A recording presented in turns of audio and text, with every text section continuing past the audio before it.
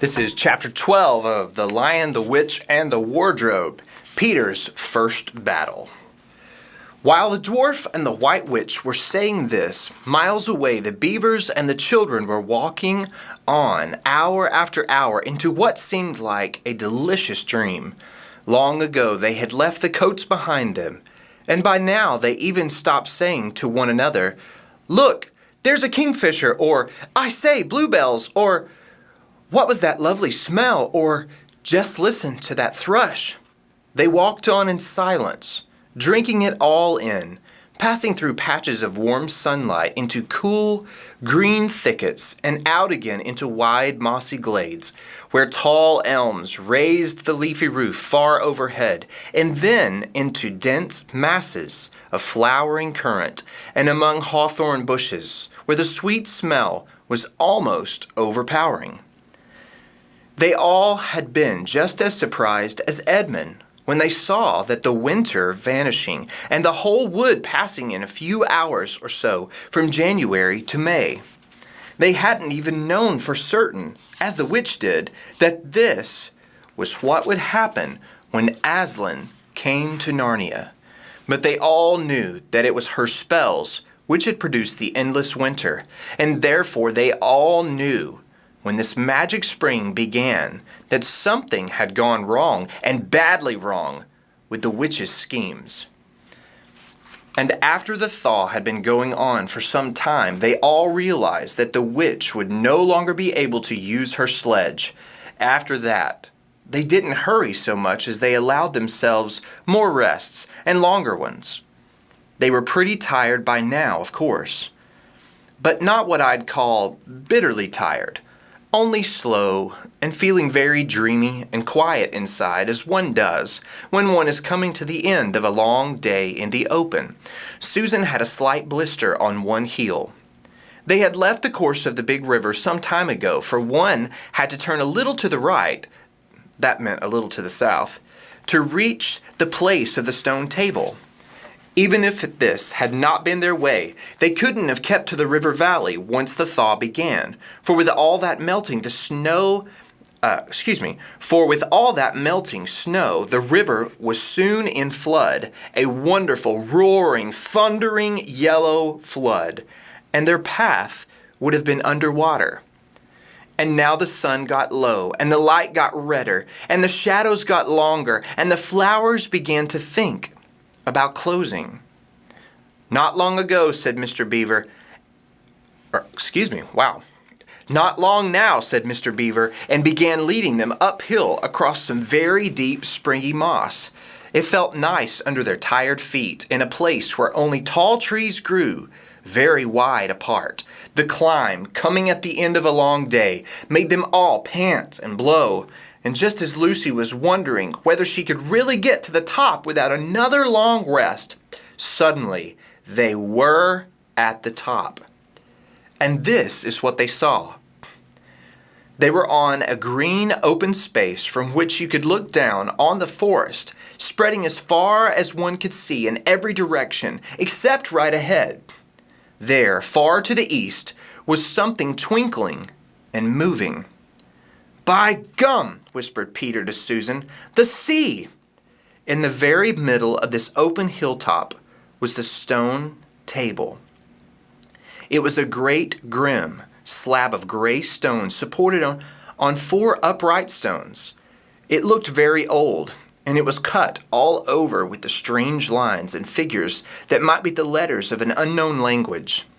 They gave you a curious feeling when you looked at them. The next thing they saw was a pavilion pitched on one side of the open place. A wonderful pavilion it was, and especially now when the light of the setting sun fell upon it, with side of what looked like yellow silk and cords of crimson, and tent pegs of ivory, and high above it on a pole a banner which bore a red, rampant lion fluttering in the breeze, which was blowing in their face from the far off sea. While they were looking at this, they heard a sound of music on their right. And turning in that direction, they saw what they had come to see. Aslan stood in the center of a crowd of creatures, who had grouped themselves around him in the shape of a half moon. There were tree women there, and well women, dryads and naiads, and they used to be called in our world, who had stringed instruments. It was they who had made the music. There were 4 great centaurs. The horse parts of them was like huge English farm horses, and the man parts was like stern but beautiful giants. There was also a unicorn and a bull with the head of a man, and a pelican and an eagle and a great dog. And next to Aslan stood 2 leopards, of whom carried his crown and the other his standard. But as for Aslan himself, the beavers and the children didn't know what to do or say when they saw him. People who have been in Narnia sometimes think that a thing cannot be good and terrible at the same time. If the children had ever thought so, they were cured of it now. For when they tried to look at Aslan's face, they just caught a glimpse of the golden mane and the great royal, solemn, overwhelming eyes. And then they found they couldn't look at him and went all trembly. Go on, whispered Mr. Beaver. No, whispered Peter. You first. No, sons of Adam before animals, whispered Mr. Beaver back again. Susan, whispered Peter. What about you? Ladies first. No, you're the eldest, whispered Susan. And of course, the longer they went on doing this, the more awkward they felt. Then, at last, Peter realized it was up to him. He drew his sword and raised it to the salute and hastily saying to the others, Come on, pull yourselves together. He advanced to the lion and said, We have come, Aslan. Welcome, Peter, son of Adam, said Aslan. Welcome, Susan and Lucy, daughters of Eve. Welcome, he-beaver and she-beaver. His voice was deep and rich and somehow took the fidgets out of them. They now felt glad and quiet, and it didn't seem awkward to them to stand and say nothing. But where is the 4th? Asked Aslan. He has tried to betray them and join the White Witch, O Aslan, said Mr. Beaver. And then something made Peter say, That was partly my fault, Aslan. I was angry with him, and I think that helped him to go wrong. And Aslan said nothing, either to excuse Peter or to blame him, but merely stood looking at him with his great unchanging eyes, and it seemed to all of them that there was nothing to be said. Please, Aslan, said Lucy, can anything be done to save Edmund? All shall be done, said Aslan, but it may be harder than you think. And then he was silent again for some time. Up to that moment, Lucy had been thinking how royal and strong and peaceful his face looked. Now it suddenly came into her head that he looked sad as well. But next minute that expression was quite gone. The lion shook his mane and clapped his paws together. Terrible paws, thought Lucy. If he didn't know how to velvet them, and said, Meanwhile, let the feast be prepared. Ladies, take these daughters of Eve to the pavilion and minister to them. When the girls had gone, Aslan laid his paws, and though it was velveted, it was very heavy on Peter's shoulder, and said, Come, son of Adam, and I will show you a far-off sight of the castle where you are to be king. And Peter, with his sword still drawn in his hand, went to the lion to the eastern edge of the hilltop, where a beautiful sight met their eyes. The sun was setting behind their backs. That meant that the whole country below them lay in evening light, forest and hills and valleys, and winding away like a river snake, the lower part of the great river, and beyond all this, miles away, was the sea. and beyond the sea, the sky, full of clouds, which were just turning rose color with the reflection of the sunset. But just where the land of Narnia met the sea, in fact, at the mouth of the great river, there was something on a hill, shining. It was shining because it was a castle, and of course, the sunlight was reflected from all the windows which looked toward Peter and the sunset. But to Peter, it looked like a great star resting on the seashore.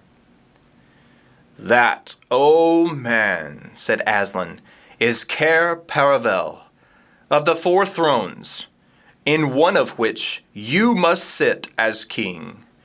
I show it to you because you are the firstborn, and you will be high king over all the rest." And once more Peter said nothing, for at that moment a strange noise woke the silence suddenly. It was like a bulge, but richer.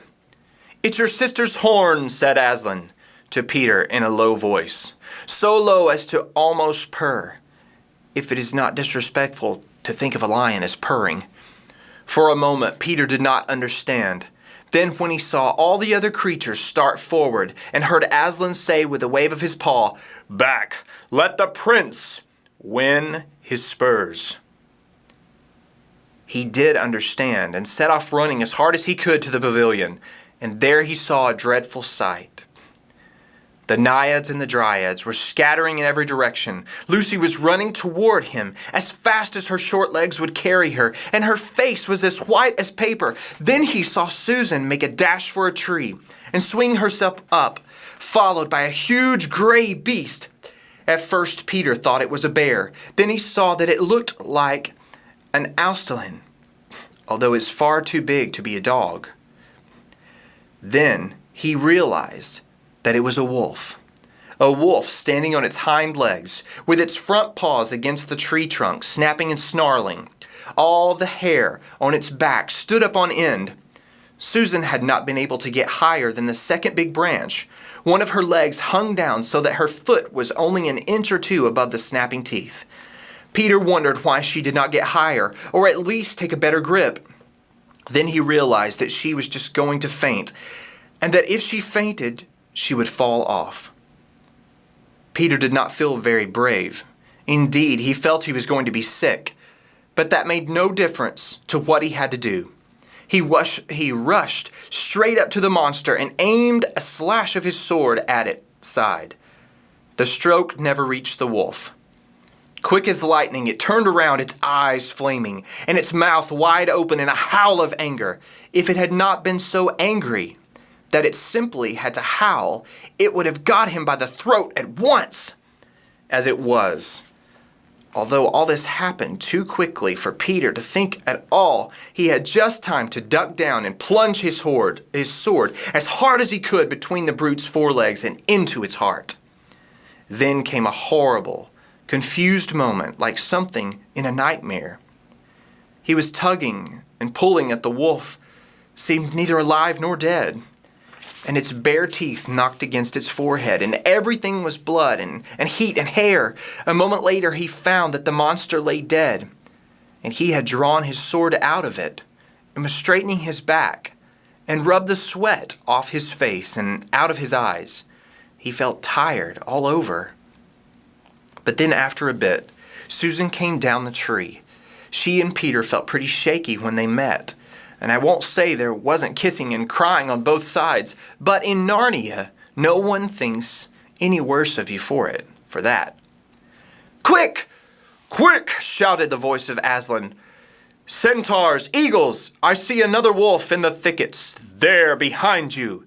He has just darted away. After him, all of you. He will be going to the mistress. Now is your chance to find the witch and rescue the 4th son of Adam." And instantly, with the thunder of his hooves and a beating of wings, a dozen or so of the swiftest creatures disappeared into the gathering darkness. Peter, still out of breath, turned and saw Aslan close at hand. "You have forgotten to clean your sword," said Aslan. It was true. Peter blushed when he looked at the bright blade and saw it all smeared with the wolf's hair and blood. He stooped down and wiped it quite clean on the grass, and then wiped it quite dry on his coat. "Hand it to me and kneel, son of Adam," said Aslan. And when Peter had done so, he struck him with the flat of the blade and said, "Rise up, Sir Peter Wolfsbane, and, whatever happens, never forget to wipe your sword." That's chapter 12 of The Lion, the Witch, and the Wardrobe.